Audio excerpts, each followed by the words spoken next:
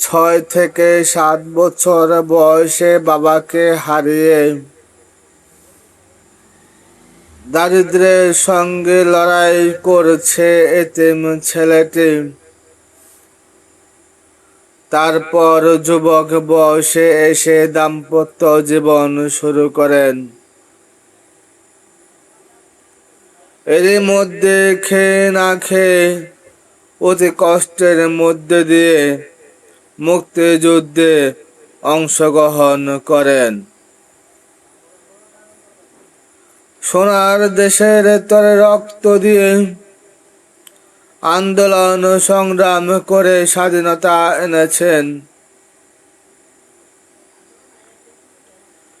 কিন্তু একজন বীর মুক্তিযোদ্ধা হয়ে কৃষিকাজ করে সংসার চালাচ্ছেন।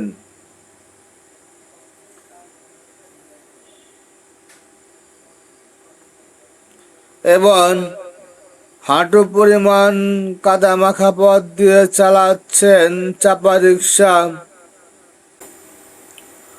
অতি কষ্টের সাথে কখনো কখনো বনে গিয়ে কাঠ কাটেন। কঠোর পরিশ্রমের মাঝে দিয়ে 8 ছেলে মেয়েকে কিছুটা মানুষ করলেন।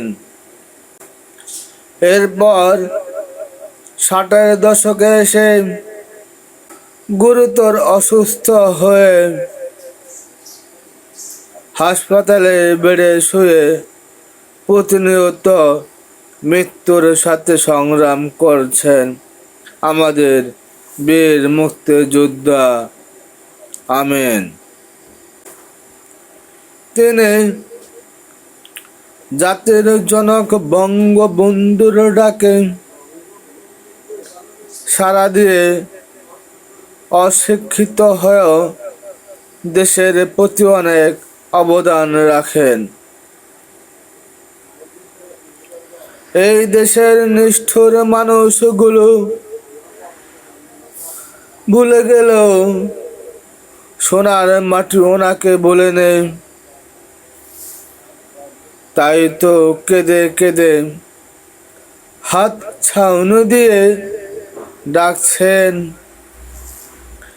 এসো আমার বুকে, আমার বুকে পরম শান্তিতে ঘুম পাড়াবো। 30 লক্ষ শহীদের রক্তের বিনিময় অর্জিত করা আমাদের এই সোনার মাতৃভূমি। বাংলা আমার মাতৃভাষা। পেয়েছি স্বাধীন রাষ্ট্রের গণতন্ত্রের বাংলাদেশ। রয়েছে আমার অধিকার। ওনার মতো আরো অসংখ্য দেশ সংগ্রামী রয়েছে। সহায় সম্বল হারিয়ে রাস্তায় রাস্তায় পথে ঘাটে ভিক্ষা খোঁজেন। এমনকি নিজে দেখেছি হোটেলের বাবুর্চি হয়ে জীবন কাটাচ্ছেন। কিন্তু শেখ হাসিনা সরকার ওনাদেরকে খোঁজে না। রাষ্ট্রীয় পদমর্যাদা দেওয়ার জন্য অন্যদিকে দেশদ্রোহী রাজাকারের বিচারের নামে প্রকৃত মুক্তিযোদ্ধাদেরকে ষড়যন্ত্রমূলকভাবে কাউকে ফাঁসি দিয়ে আবার কাউকে বন্দি রেখে আলেম জাতিকে ধ্বংস করে দেশদ্রোহীদেরকে নিয়ে রাজতন্ত্রভাবে স্বাধীন রাষ্ট্র শাসন করছেন। সেই সরকারের অত্যাচারে অতিষ্ঠ হয়ে বাংলাদেশের আম জনতা উপাধি দিয়েছে স্বৈরাচারী হিন্দু সম্প্রদায় সরকার, তাকে আর নাই দরকার। এদিকে আবার নিজ বাড়ির রাজাকারের অত্যাচারে অতিষ্ঠ হয়ে বসত বাড়ি ছেড়ে ডাকাতিয়া নদীর পাড়ে এসে কোন রকম পাতার ছাউনি বানিয়ে আশ্রয় নিয়েছেন। মুক্ত বাতাসে শান্তিতে একটু নিঃশ্বাস নেবেন বলে এখানে এসেও শান্তি নেই।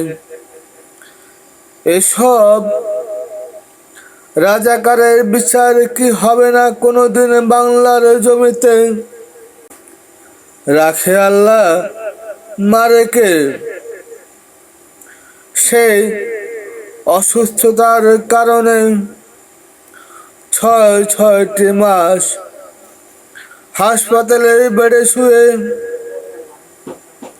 মৃত্যুর সাথে যুদ্ধ করে মোটামুটি সুস্থ স্বাভাবিক হয়ে ফিরে আসে নিজ বাড়িতে।